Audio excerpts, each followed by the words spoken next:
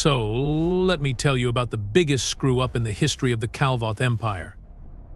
And trust me, when your empire has been around for 73,000 cycles, conquering 412 star systems, that is really saying something. My name is Vornik. I am, or rather I was, a strategic operations observer for the 3rd Expeditionary Fleet. Basically, my job was to watch things blow up, take notes, and report back to the High Command. Boring? Usually, yes. Absolutely. Mind-numbingly dull. Until we got the assignment for Sector 447b, a backwater arm of the galaxy that nobody with half a brain stem cared about. The target? Some blue and green marble called Earth, home to a species called humans. Now, before you start laughing, let me set the scene. The Kalvoth Empire did not just randomly pick fights. Oh no, we had a whole department dedicated to analyzing potential targets. Threat Assessment Division, they called it. Run by a pompous windbag named High Assessor Quilvin, who had apparently gotten his credentials from a box of Glornak cereal. According to Quilvin's report, humans were, and I quote, primitive bipedal organisms operating at a Class II civilization level, possessing rudimentary chemical propulsion technology and zero viable defense capabilities against orbital assault. End quote. In other words, easy pickings. The fleet commander, Supreme Admiral Torthen, read that report with the kind of enthusiasm usually reserved for finding extra credits in your uniform pocket. You see, Torthen had been stuck in bureaucratic hell for the last 6 cycles, pushing data chips around a desk. This was supposed to be his triumphant return to glory. A quick invasion, minimal resistance, maximum propaganda value. What could possibly go wrong, right? Everything. That is what. I should have known something was off when we entered the Sol system.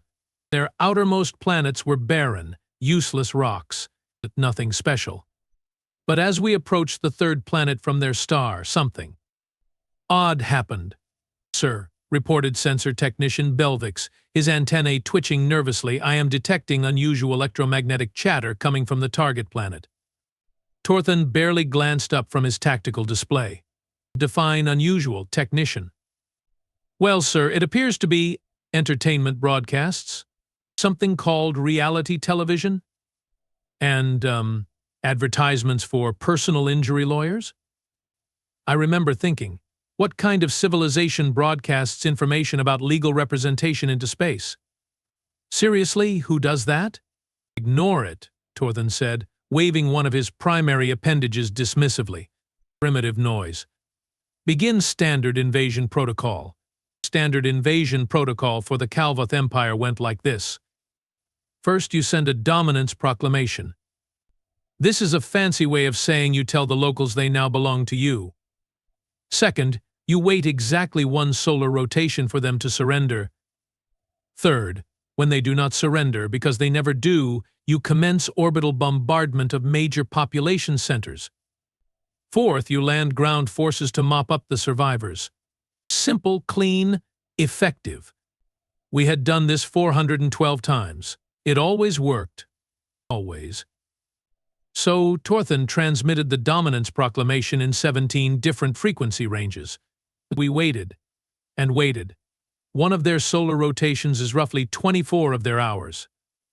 26 hours later, we got a response. The communications officer, a young recruit named Zavix, looked absolutely baffled. Sir, we have received a reply. Excellent, Torthen said, settling into his command throne. Prepare to receive their unconditional surrender. Zavix hesitated. His skin changed to a nervous purple color. Sir, that is not exactly what they sent. Then what did they send, officer? Zavix cleared his throat. The exact message reads, new phone, who dias? Silence.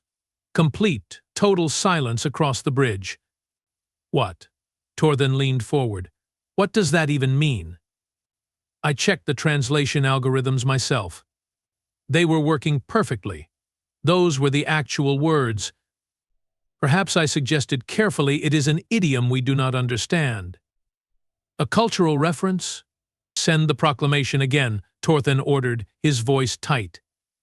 and this time include visual demonstrations of our firepower. So we did. We sent a whole package. Fleet formations, weapons demonstrations, highlights of our previous conquests. Really laid it on thick. Surely these primitives would see reason. 6 hours later, another response came through. "Sir," Zavix said, his voice cracking slightly. They replied with a moving picture. It shows a small earth creature, orange in color, consuming what appears to be cylindrical food. The text above it says, "Oh no, anyway." I am not ashamed to admit I had to sit down at that point. Torthen's face went through several interesting color variations. "Are they mocking us?" "I believe so, sir," I confirmed. "These primitives dare to mock the Kalvoth Empire?" He stood up, all 7 feet of him, quills bristling. "Commence bombardment. Target their largest population centers. Show them the consequences of their insolence." This, my friends, was mistake number 2. Mistake number 1 was coming here in the first place. But we did not know that yet. Our bombardment frigates positioned themselves in high orbit. 47 ships, each carrying enough firepower to level a continent. The firing solution was calculated. Targets locked. 3, 2, 1. The energy beams lanced down from orbit, beautiful and terrible at the same time. For a moment I thought it would be over. Quick, efficient, maybe a bit sad, but over. Then the beams hit some kind of energy barrier. Not all of them. Just the ones aimed at the really big cities. New York, Beijing, London, Tokyo. The beams scattered, dissipated, or bounced off into space. "What in the name of the first hive was that?" Torthen roared. Belvix frantically checked his sensors. "Sir, they have defensive shields." "But that is impossible." The assessment said they were Class 2. Class 2 civilizations do not have shield technology. Apparently, I said dryly, the assessment was slightly inaccurate. Before Torthen could respond, our own shields lit up. Incoming fire. From the surface. Evasive maneuvers. Torthen shouted, but it was too late. Whatever the humans were shooting at us was fast. Really fast.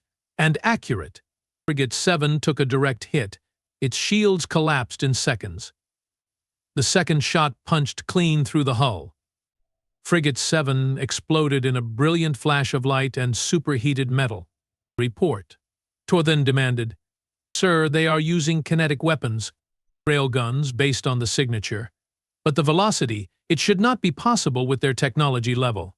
Another frigate got hit. Then another. The humans were not just shooting at us. They were hitting us. And we were losing ships. "Return fire. All batteries," Torthen ordered. We did. Oh, we certainly did. The combined firepower of 44 remaining frigates, all concentrated on the surface. Enough energy to crack a small moon. But here is the thing about humans that we learned very quickly. They do not just build shields for their cities. They build redundancies. Backups for their backups. Multiple layers. And when you get through one layer, they have automated repair systems that start fixing it immediately. Meanwhile, they kept shooting. And shooting. And shooting. Frigate 12, gone. Frigate 23, gone. Frigate 36, crippled and drifting. This is insane. Torthen was practically foaming at the mouth. Where did they get this technology? How did our intelligence miss this? I was asking myself the same questions. And then something else happened. Something that made the whole situation go from bad to catastrophic. Ships appeared. Human ships. Not just 1 or 2, dozens of them. They came out of nowhere, materializing from what our sensors said was empty space. "Sir." Belvix was practically squeaking now. "They have faster-than-light capability. Multiple vessels emerging from what appears to be. I cannot even identify the propulsion system. It is like nothing in our database." The human ships were not elegant. They were not sleek or beautiful like Kalvoth vessels. They looked like flying bricks. Huge, bulky, covered in weapons and armor plating. and they moved with purpose. A communication came through, this time with video. A human face appeared on our main screen. Male, I think, based on the facial hair. Dark skin, graying hair, wearing some kind of military uniform. He smiled, but it was not a friendly smile. "This is Admiral Marcus Freeman of the United Earth Defense Fleet. You have entered our space without authorization. You have fired on our cities. You have exactly 30 seconds to withdraw, or we will consider this an act of war. Your move, gentlemen." Torthen stared at the screen. Then he started laughing. Actually laughing. "You? You are threatening us? We are the Kalvoth Empire. We have conquered more worlds than you have years of recorded history. You think your primitive ships can stand against our fleet?" Freeman's smile did not waver. 20 seconds. Fire on those ugly boxes. Torthen ordered. Show them what real military power looks like. Our frigates opened up on the human vessels. Direct hits. Multiple direct hits. Their shields flared, buckled, and held. Then they returned fire. What happened next is difficult to describe. You know that feeling when you think you are the strongest person in the room, and then someone twice your size walks in? That is what it felt like.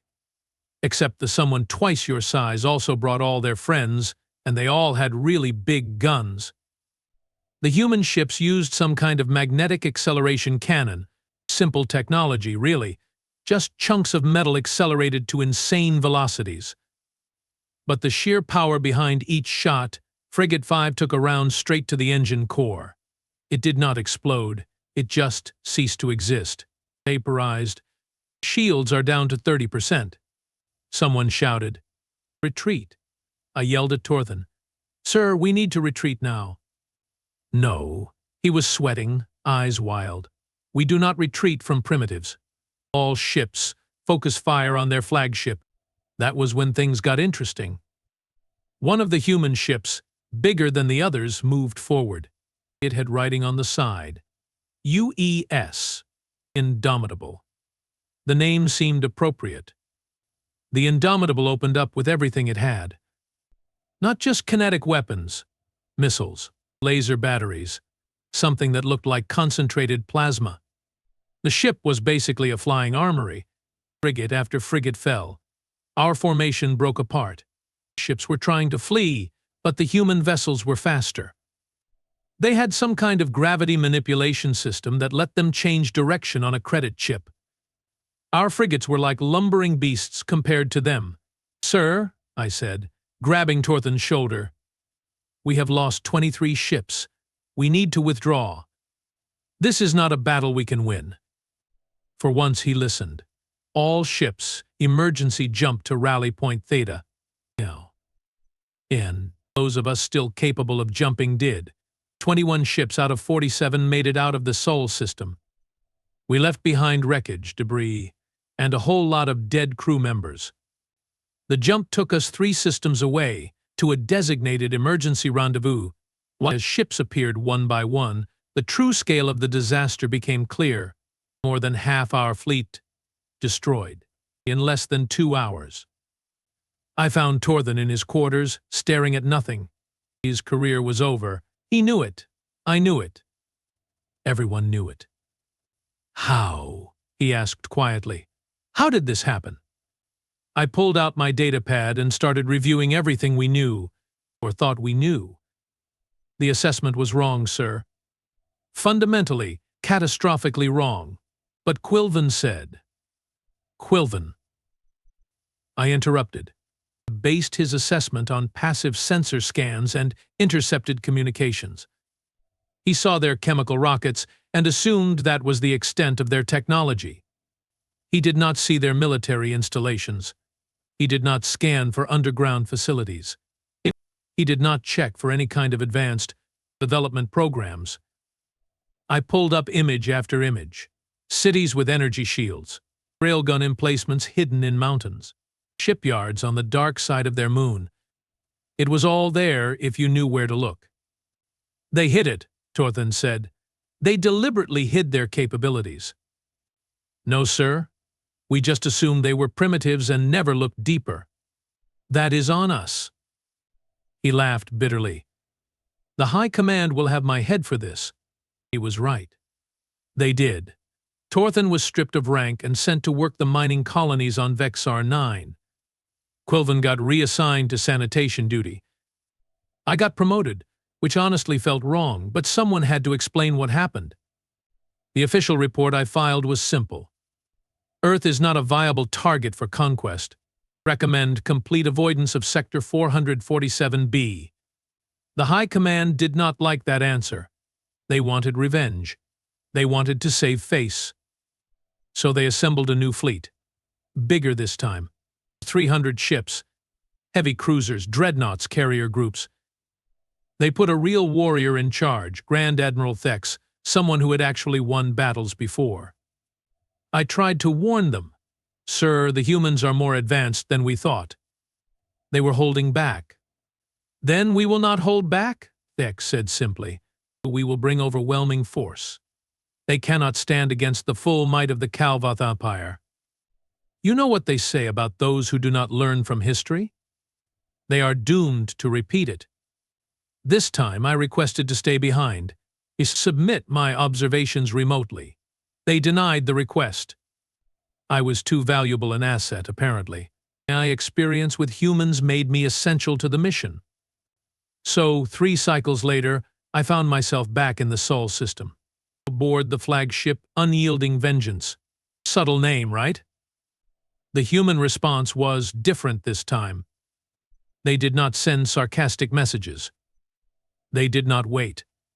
The moment we entered the system, their entire fleet mobilized. And it was bigger than before. Much bigger. Turns out humans have this interesting habit. When you attack them once, they prepare for you to attack them again, except they prepare as if you are going to bring 10 times what you brought the first time. Then they build defenses for that scenario. Then they build more, just to be safe. What I am saying is, we walked into a trap. Human ships came at us from 3 different vectors. Their planetary defenses went active immediately. And then, oh then, they showed us something new. Drones. Thousands of them. Small, fast, autonomous attack drones. Each one carried enough explosives to cripple a frigate. And they swarmed.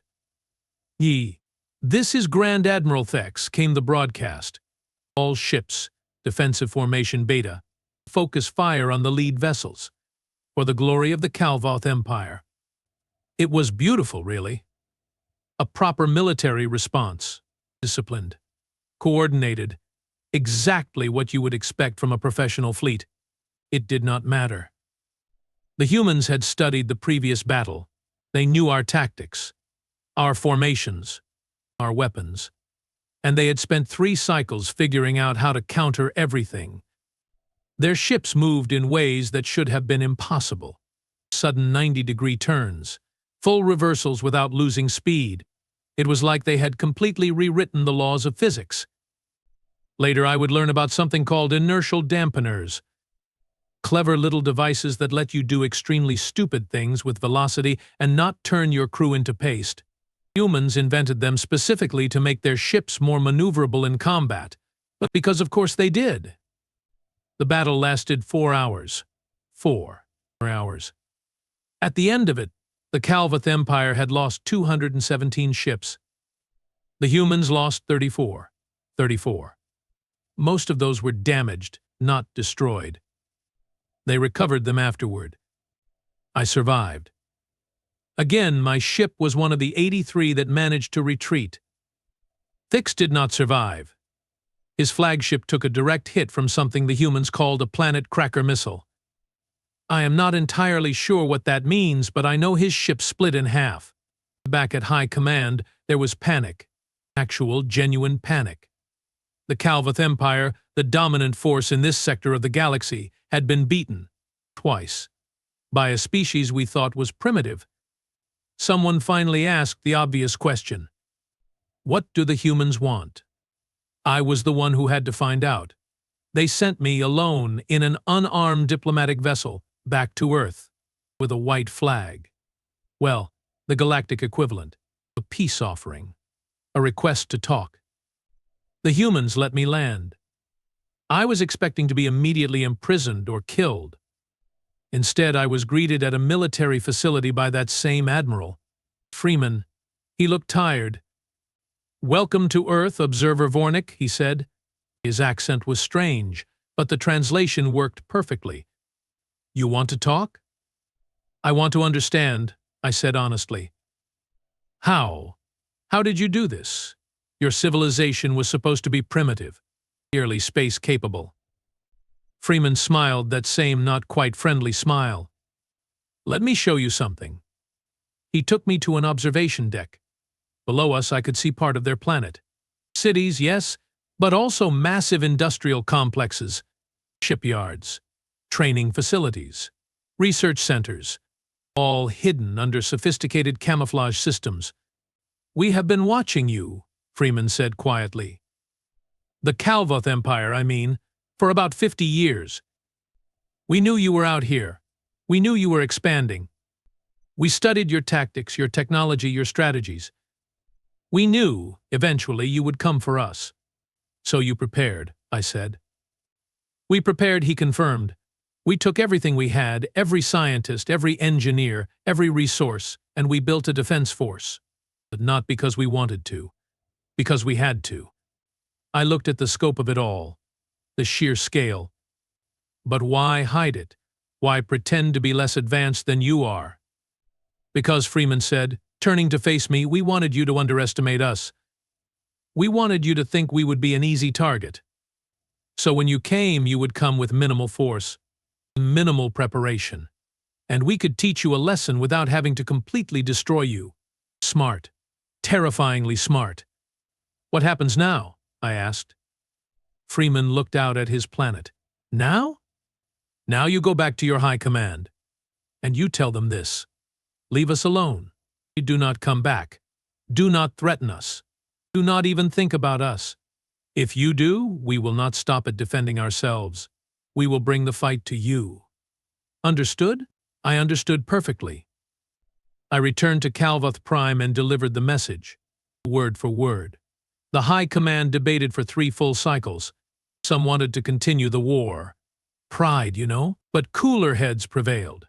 Earth was declared off limits. Permanently. Sector 447B became a no-fly zone for all Kalvoth vessels. And the Empire quietly started redirecting resources to upgrade our own defenses, just in case. Because here is what we learned. What I learned: humans are not just tough. They are not just smart. They are something worse than that. They are adaptable. Give them a problem, and they will find 50 different ways to solve it. Attack them once, and they will prepare for 100 more attacks. Push them, and they will push back 10 times harder. The Kalvoth Empire had conquered 412 worlds. Earth would not be 413.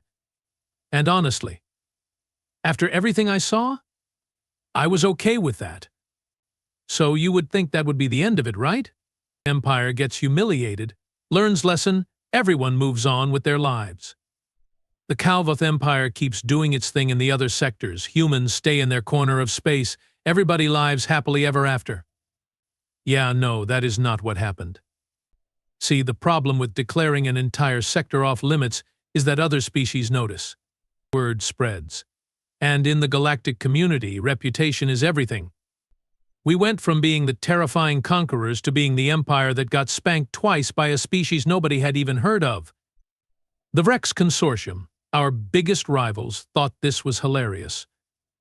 They started sending us diplomatic messages that were basically just laughing emojis. Well, the Vrex equivalent. Little holographic images of their leader doing what I can only describe as a victory dance. The High Command was furious. Supreme Leader Kalvoth, who had ruled for 200 cycles, called an emergency session. I was summoned. Again, because apparently I was now the resident expert on all things human.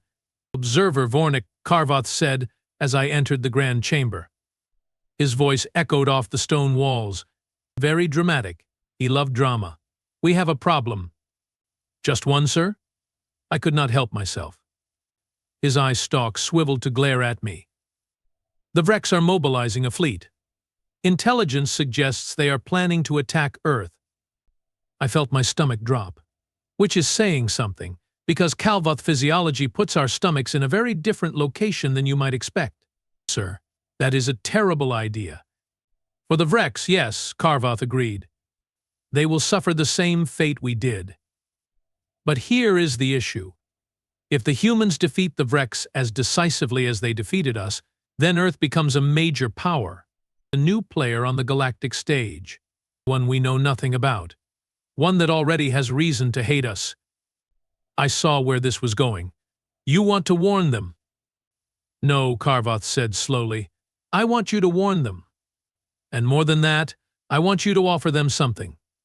What could we possibly offer that they would want? Kalvoth pulled up a star chart. It showed the entire sector. Kalvoth territory in blue, Vrex territory in red, neutral zones in green, and one small yellow dot. Earth. Information, he said. We tell them everything we know about the Vrex. Fleet compositions, battle tactics, weapons technology. We give them the same intelligence advantage they gave themselves against us. That is very generous, sir. Suspiciously generous. It is pragmatic, Kalvoth corrected. If the humans are going to become a power in this region, better they be a power that does not completely hate us. Better we establish some kind of relationship now, before they decide we are their next target. Smart.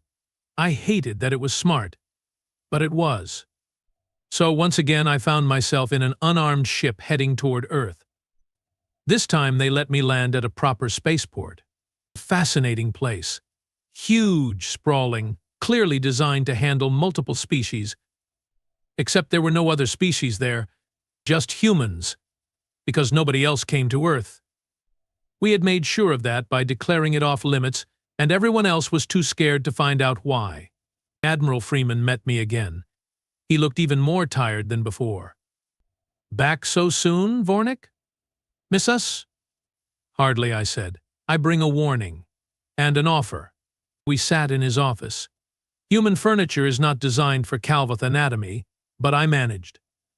Freeman listened as I explained everything. The Vrex fleet, estimated at 500 ships.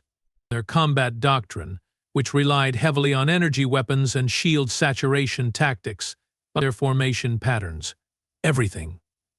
When I finished, Freeman was quiet for a long moment. Then he said something I did not expect.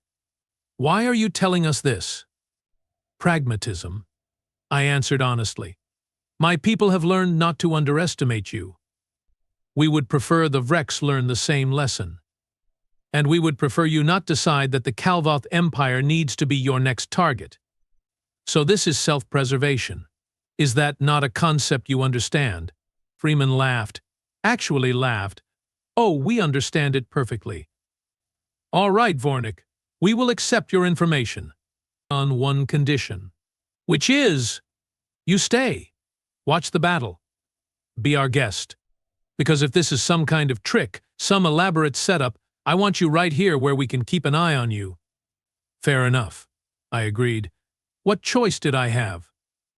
The Vrex arrived 3 weeks later. 537 ships, to be exact. Bigger than our first fleet, smaller than our second.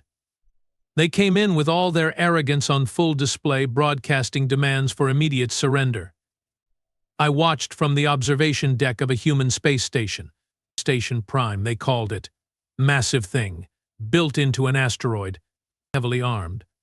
I was standing next to Freeman and a few other human military officers. They are hailing us, one of the officers reported. Young woman. Crisp uniform. Name tag, said Captain Lisa Torres. Put them through, Freeman ordered. The Vrex commander appeared on screen. High Marshal Draxon, leader of the Vrex Expeditionary Force. He had the typical Vrex features. Scaled skin, triple-jointed arms, way too many teeth. Primitive species of Earth, Draxon began. Oh boy. Bad start. You have humiliated our rivals, the pathetic Kalvoth. This has drawn our attention. The Vrex Consortium claims this system. You will surrender immediately, or face total annihilation. Freeman muted the channel. Do they all start with the same speech, or is there like a template you guys share? I shrugged. There is actually a manual. Standard Conquest protocols. Required reading at the military academy. Huh. Freeman unmuted. Hi, Marshal Draxon, this is Admiral Freeman. We reject your claim. Leave now, or we will defend ourselves. Draxon laughed. High-pitched, grating sound. You defeated the Kalvoth because they underestimated you. We will not make that mistake. Observe. The Vrex fleet opened fire. All of them, at once. 537 ships pouring energy beams into Earth's shield network. It was an impressive display of firepower, I will give them that. The sky over several cities lit up like a festival day. Earth's shields held. Barely. I could see the energy readings spiking. The humans had redirected power from non-essential systems. The shields were at 82% capacity and holding. Their turn is over, Freeman said calmly. Lieutenant Harris, you may begin. Yes, sir, replied another officer. Older man, gray hair, looked like he had been in a few fights. Initiating Perimeter Defense Protocol Omega. I had no idea what that meant. I was about to find out. Space around the Vrex fleet suddenly filled with mines. Thousands of them. They had been there the whole time, hidden, waiting. Stealth technology that even our sensors had not picked up. The mines activated, moving toward the Vrex ships with single-minded determination. Evasive action. Draxon screamed. Too late. The mines were too fast, too numerous. They latched onto Vrex hulls and detonated. Not nuclear. Something else. Electromagnetic pulse weapons. They fried electronics, disabled shields, knocked out weapons systems. In less than 3 minutes, half the Vrex fleet was dead in space, floating, helpless. Then the human ships arrived, not from the planet, from the outer system. They had been waiting out there, hidden behind the gas giants. Sneaky. Very sneaky. The human fleet was smaller than the Vrex fleet.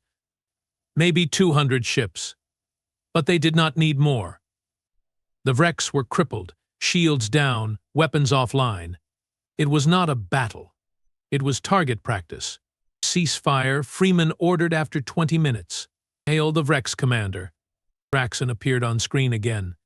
He looked significantly less arrogant now. Blood dripping from a head wound, smoke filling his bridge behind him. You have a choice, Freeman said quietly. Surrender or die. Those are your only options. The Vrex Consortium does not surrender. Draxon shouted, then die. Freeman nodded to Torres. Target their flagship. Wait, Draxon held up a hand. His pride crumbled faster than a sand castle at high tide. We surrender. We surrender. Freeman smiled. Smart choice. Here are the terms. Your surviving ships will be escorted out of this system. You will return to Vrex space. You will inform your leadership that Earth is not, and will never be, part of their territory. Any future hostile action will result in a counterattack on Vrex Prime itself. Are we clear? You cannot threaten the Vrex homeworld. I just did. Are we clear? Draxon sagged. Clear. The human fleet escorted what remained of the Vrex forces to the edge of the system. Then they sent them on their way. With one additional gift. A data package containing tactical analysis of the entire battle. A polite way of saying, look how badly we beat you, and do not forget it. I turned to Freeman. You let them go. Of course. They are beaten. What would be the point of destroying them completely? Deterrence? Making an example? We made our point, Freeman said. They attacked. They lost. They surrendered. Now they go home and tell everyone what happened. Word spreads. Future attackers think twice. That is deterrence. I was starting to understand human strategic thinking. It was not just about winning battles. It was about winning without creating blood feuds. About being strong enough that people left you alone, but not so brutal that everyone wanted revenge. Clever. Annoyingly clever. 3 days later, I was preparing to leave. My report for the High Command was ready. Humans had defeated the Vrex even more decisively than they had defeated us. Recommendation remains the same. Stay away from Earth. Freeman walked me to my ship. You know, he said, you are not like the others. Excuse me? The other Kalvoth we captured during the first battle. Interrogated them. They all had the same attitude. Superiority complex. Contempt for other species. You are different. You actually think about things. I did not know how to respond to that. I observe. It is my job. No, Freeman said. You learn. That is different. He handed me a data chip. For your High Command. A proposal. What kind of proposal? Trade agreement. Cultural exchange. Maybe, eventually, an alliance. We are not interested in conquering anyone. But we are interested in stability, peace, mutual prosperity. You know, all that boring diplomatic stuff. I took the chip. The High Command may not be receptive. Then they are fools, Freeman said bluntly. The galaxy is changing, Vornik. Earth is not going away. We are here now. We are going to be part of the galactic community whether the old powers like it or not. Your leaders can adapt and find a way to work with us, or they can cling to the old ways and get left behind. Their choice. He was right. I knew he was right. The question was whether the High Command would see it. I returned to Kalvoth Prime and delivered my report, and the data chip. Kalvoth reviewed both in silence. The rest of the council waited. This is unprecedented, Kalvoth finally said. An unknown species appears, defeats 2 major powers, and then offers friendship instead of conquest. Perhaps, suggested Councillor Vrex, because they understand something we have forgotten. That cooperation can be more valuable than subjugation. Or, countered Councillor Brevak, it is a trick, a way to lower our defenses before they strike. I spoke up. With respect, Councillor, if the humans wanted to strike, they would have done so already. They had Admiral Thex's entire fleet at their mercy. They could have tracked our jump coordinates and followed us home. They did not. They defeated us, let us leave and moved on. The Observer makes a valid point, Kalvoth said. Furthermore, we must consider the broader situation. The Vrex are humiliated. They will want revenge, but not against Earth. Too dangerous. They will look for softer targets. Our borders, perhaps. That got everyone's attention. The Vrex and Kalvoth had been rivals for centuries. If the Vrex felt wounded and desperate, they might do something stupid, like attacking us to restore their reputation. We need allies, I said. Real allies, not conquered subjects. Not tributary states. Actual partners. The debate went on for hours. Days, actually. But in the end, pragmatism won. The Kalvoth Empire sent a diplomatic envoy to Earth. Trade negotiations began. Cultural exchanges were arranged. Slowly, carefully, a relationship formed. It was not easy. Centuries of imperial thinking do not vanish overnight. There were hardliners who opposed any cooperation with humans. There were incidents, misunderstandings, a few close calls. But it worked. 5 cycles after the first invasion, the Kalvoth Empire and Earth signed a mutual defense pact, not an alliance of conquest, an alliance of protection.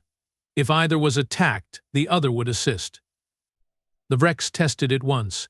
They hit a Kalvoth outpost on the border, expecting an easy victory. What they got was a combined fleet. Kalvoth heavy cruisers and human frigates working together. The Vrex retreated in less than an hour. After that, things calmed down. The balance of power in the sector had shifted. Earth was now a recognized player. The Kalvoth Empire had powerful friends. The Vrex learned to behave themselves. As for me, I got promoted again. Director of Interspecies Relations. Fancy title for someone who basically spent their time explaining to Kalvoth officials why humans do weird things like send rovers to other planets just to see what is there, or broadcast mathematics into space hoping someone will hear it. I visited Earth regularly, got to know the humans better, learned about their history, their wars, their struggles, their triumphs.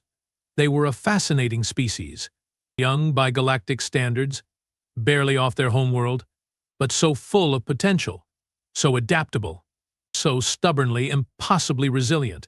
Freeman and I became something like friends. Strange, right? The military leader of the species that defeated us, and the observer who watched it happen. But we understood each other. We had both seen what happens when empires get arrogant, when they assume strength alone is enough. One evening we were sitting in his office sharing drinks. Humans have this beverage called whiskey. It burns going down, but you get used to it. He was telling me about Earth's history, how they almost destroyed themselves multiple times. Nuclear weapons, climate change, pandemics, disease, famine. We have come close to extinction more times than I can count, Freeman said. Every time we pulled back from the edge, we learned, we adapted, we survived. And that is why you were ready for us, I said. You had practice almost dying. Exactly. He raised his glass, to almost dying and learning from it. I raised mine, to almost dying. We drank. Then Freeman got serious. You know, Vornik, I need to tell you something. That first battle? When you invaded? Yes? We were terrified. Absolutely terrified. We had no idea if our defenses would hold, if our ships would be enough. We put on a good show, but inside, we were scared out of our minds.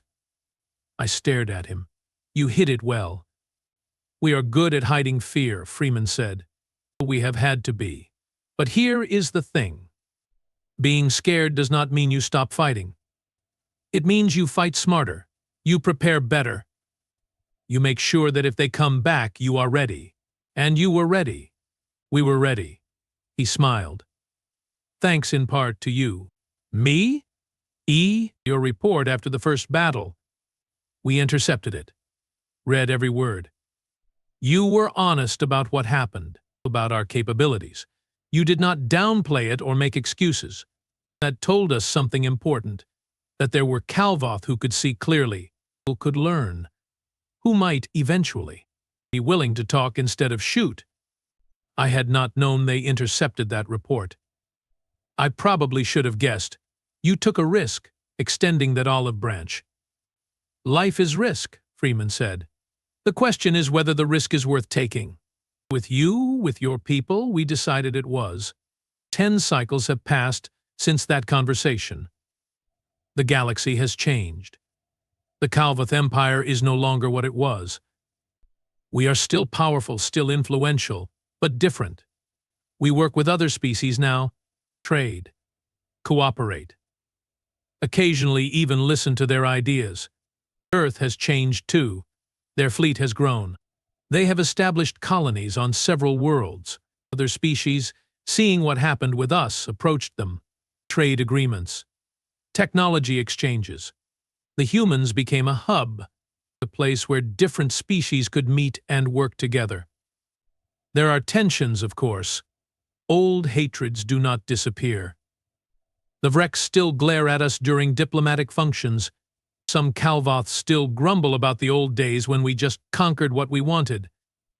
But things are better, measurably, objectively better. And it all started because the Kalvoth Empire made the biggest mistake in its history. We invaded Earth. Looking back, I am glad we did.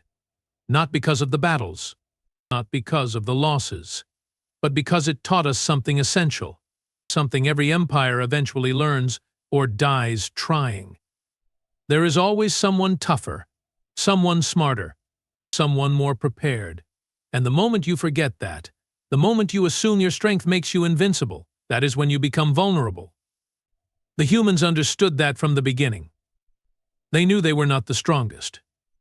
So they made sure they were the most prepared, the most adaptable, the most resilient. And in doing so, they saved us from ourselves. I still have nightmares sometimes about those first battles, the ships exploding, the screams over the comms, the absolute certainty that we were going to die. But I also have other memories. Better ones. Working with Freeman and his team. Watching the first joint Kalvoth human colony being established. Seeing young officers from both our species training together. Progress. Real, genuine progress. There is an old Earth saying I learned. Freeman taught it to me. If you want to go fast, go alone. If you want to go far, go together. The Kalvoth Empire went alone for 73,000 cycles. We went fast. We conquered, we expanded, we grew. But we did not go far. We just went in circles, repeating the same patterns, making the same mistakes. Now we go together, with the humans, with others. It is slower, yes, more complicated. More arguments and compromises and endless diplomatic meetings. But we are going farther than we ever did before. And it all started with one simple, catastrophic, wonderful mistake. We invaded Earth. The best, worst decision we ever made.